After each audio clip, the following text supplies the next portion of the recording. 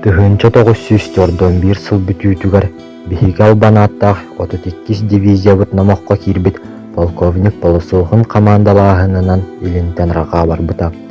Маңнайгы боевой сүрэхтенибит Волховстрой тиихвин анналагар болбута.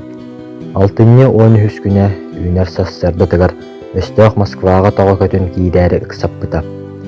Биһиги дивизиябыт сэһэҥҥи киирбит нууччалар албан аатырбыт сирдэригэр Бородино хонуотугар фельдмаршал фон Клюге сериитинин көрсүһэн алта сууккустатыгар капсыспыта.